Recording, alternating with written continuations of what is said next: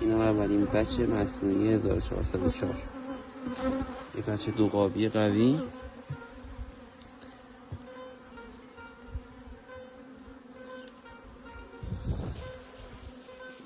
این هم شاخون ملکهش که به زودی ملکه متولد میشه.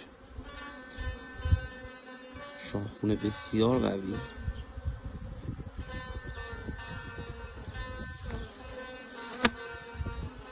تعداد شاخونهایی که بچه میزنه زیادن، 3 تا 4 تا 5 تا، ولی خب یه دونه از اونا تبدیل به ملکه مادر میشه، چون که